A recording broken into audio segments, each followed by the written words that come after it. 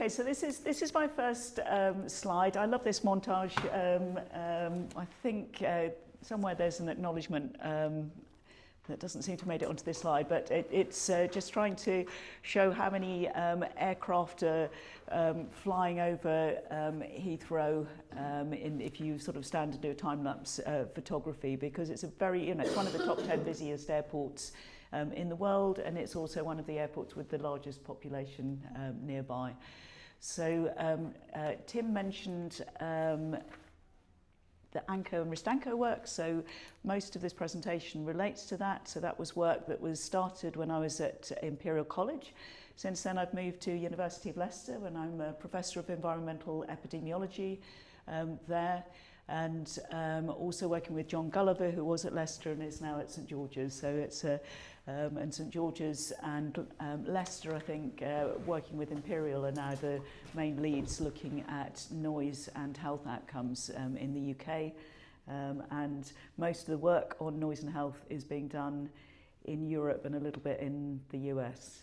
So that's where most of the expertise is. So I came to this area of noise and health with the Hyena project, which some of you might have heard of. It was looking at hypertension around airports in Europe. So it was an EU-funded project that was sort of ran up to about 2010. It was a really interesting project led by Lars Jarup, who I worked with, and I got involved in that project. And because of the associations that we were seeing with hypertension from that study, we moved to look at cardiovascular disease and aircraft noise. And this was published in the BMJ British Medical Journal in 2013, alongside an American study which also looked at cardiovascular disease and aircraft noise. And I think it really changed the thinking that we had these big studies that were published that were showing quite clear associations with cardiovascular mortality and cardiovascular hospital admissions. So that was in 2013. We'd looked at 2001 to 2005 as our time period that we were looking at relating to aircraft noise in 2001. And it looked at what we called small areas, so it was looking at communities within the London area and surrounding that might be affected by aircraft noise. So next slide, please. So quick sort of whistle top through this. So we've since then updated the study. So this was part of ANCO with another small area study. So we're looking at communities, a few hundred people. We updated it to look at 2006 to 2015. So we had aircraft noise 2006 and 2011 in the model. We looked at Heathrow, and we also included data on three other airports: Manchester, Birmingham and Gatwick international airports. And very interestingly and encouragingly, the number of people exposed to aircraft noise had reduced around Heathrow over that time period. So our initial study, 3.6 million were exposed to appreciable or potentially exposed to appreciable noise, and then our study numbers went down to 2.6 million in the second study. So there has been some change over time. We still saw some increased risks of heart disease hospitalizations and cardiovascular disease hospitalizations, but it's fair to say that our results were not as clear as they were in our original study. And we've spent a lot of time doing various analyses to check the results and say what's going on here. And we think one of the issues with these area level studies is you don't get information about individual level risk factors. So lifestyle factors, other diseases like diabetes, for example, you don't get information on blood pressure and smoking, exercise, those sorts of factors. So that study's now published, the small area study, but we're working on another study with a very large cohort of there's 500,000 in the total cohort UK Biobank study, but a lot of the recruitment was done near and in city areas. So we've got about 100,000 people that are potentially, within distance from an airport where they may be exposed. And we've included those in the study, and we have lots of information about lifestyle, medical history, for example. And we've shown actually quite clear and strong associations there with cardiovascular and with all-cause mortality. And we presented those results at a conference in the States earlier this year, and I've got the final draft of the paper that's on my email at the moment. So close to publishing that. So that's looking at long-term exposure to noise. So long-term meaning, averaged over a year. Next slide. So the next slide looks similar, but isn't. It's about short-term effects of aircraft noise. So this was the Ristanko study outcome, which was published in 2023. This relates to Heathrow. The problem that we had doing this type of study, hello, light's gone out, but I can still talk. Maybe I'm not walking about enough. So we couldn't get short-term noise data. We had to go out and model it. So we had to get the funding to go out to a noise consultancy to do the modelling, working with Heathrow. It was a complicated process. We had to discuss with Heathrow's lawyers as part of that process about how we were using the data. But we modelled the data for different times of the day to be able to do this study. And we found an association between noise the previous evening and night time with the next day admissions for cardiovascular disease hospitalisation. We didn't see an association with the mortality because I think the numbers are much smaller, so it's a lot harder to see a signal. And rather as we do for air pollution, if you look at air pollution averaged over a year, you see a much closer association with health outcomes than you do with the short term. And we saw something similar here. So the effect sizes are a lot smaller, but we could still see them in the data set. So it's consistent with what we're seeing in the long-term studies. This is only the second ever study to look at short-term effects of aircraft noise on heart disease admissions. And the other study was in Switzerland, which only looked at mortality. It had a larger data set. It did see associations. Next study, please. Next slide. Sorry. Yes, here we go. So this was published earlier this year in a cardiology journal. So the cardiologists are getting very interested in noise and health. And we worked with cardiologists to do this who knew about cardiovascular magnetic resonance imaging, MRI, heart scans.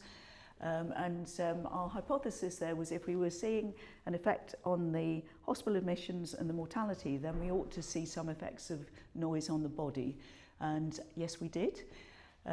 Which I'll show you in more detail on the next slide, but just to say that this was picked up in the media as well. There were over 250 mentions of it. And it had an editorial in this leading cardiology journal commenting on the findings, so the high stakes of high decibels. So that was quite interesting. Next slide. So again, we use this UK Biobank cohort. So they're nothing to do with airports. The cohort was set up to study genes and health.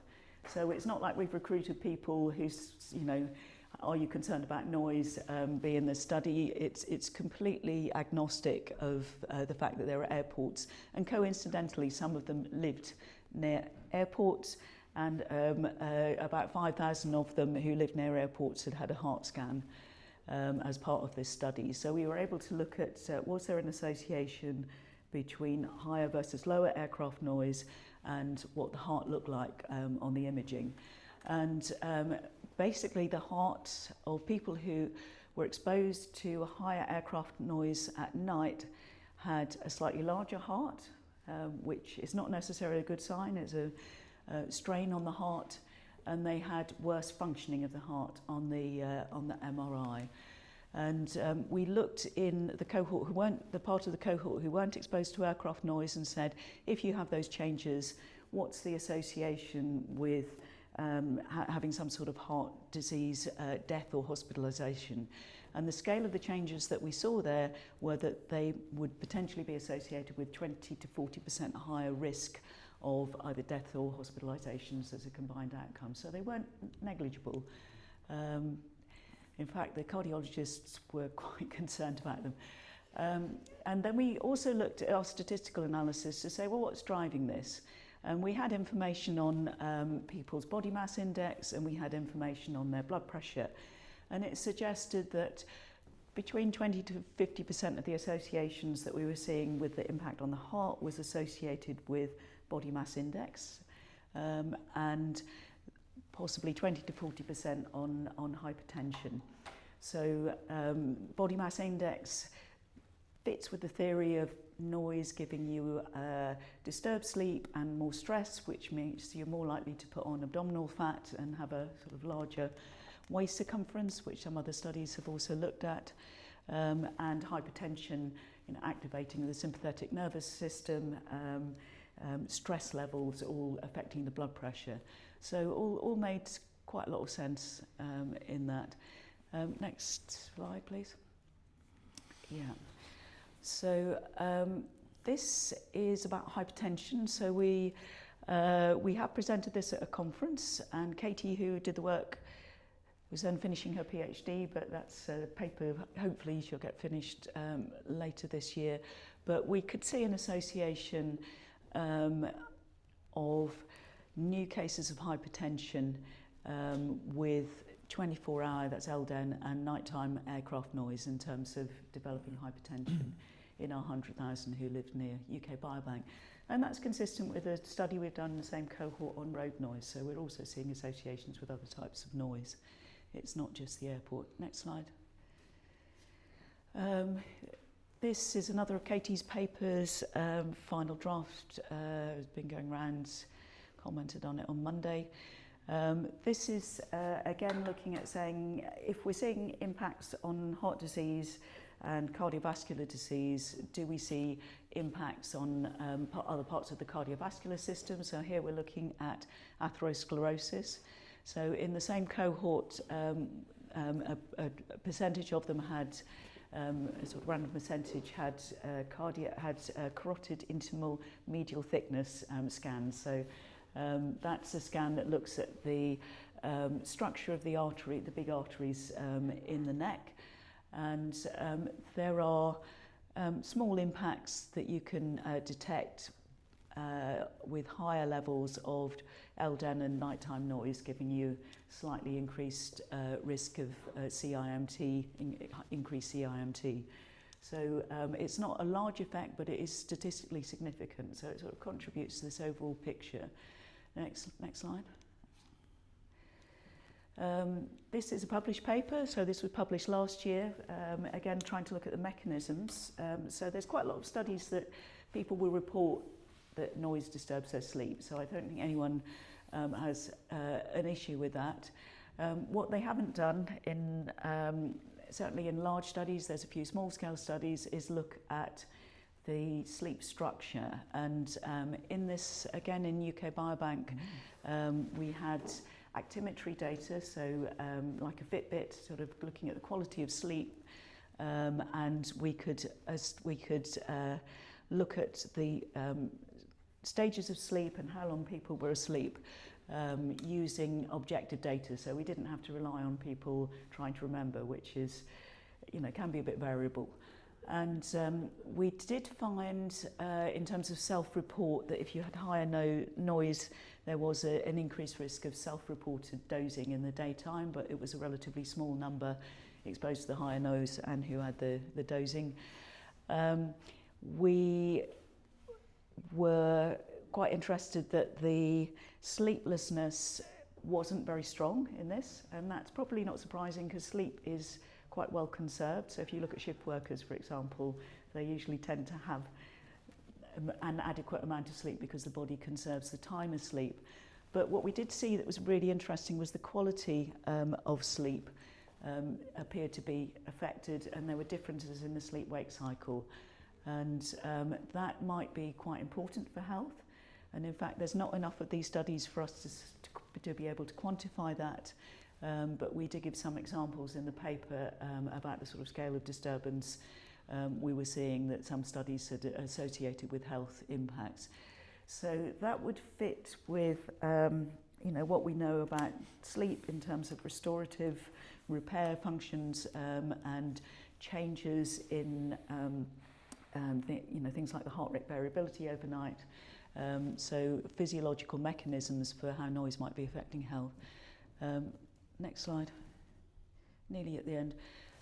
This is again from the Ristanko project, and we've had so many other papers coming out. We haven't quite published this yet, but it is available as a conference proceeding. This was again using these data that we had to get commissioned because we couldn't get information on the short-term noise exposures. Really very interesting. We found that the metrics, especially at night time, weren't really capturing what people were exposed to, and we've sort of talked about this with Hakan, and I think it reflects what people's lived experiences. While you get correlations between the sort of daytime noise and the evening noise, and you can get correlations between the daytime noise and the nighttime noise, if you actually divide noise at night into different segments, that sort of midnight to 4:30 and 4:30 to 6 don't really correlate that well at all, because that's actually a quiet period because of the curfew at Heathrow. And then what you find is that all the flights come in between 6 and 7 in the morning, and that's actually the noisiest time. And that was quite interesting because if you put that with our sleep paper, we found that most people, the time that most people are asleep is between 11 p.m. and 7 a.m.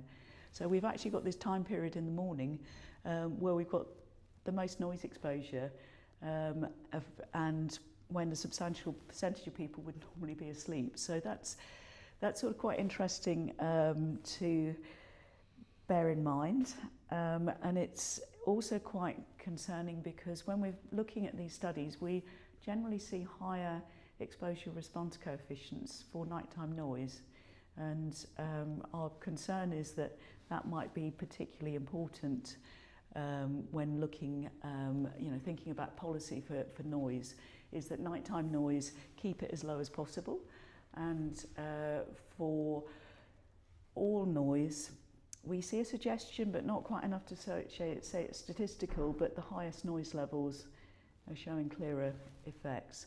So, if I'm advising anyone on policy, it's get those really high noise levels down and try and minimise the noise at night time.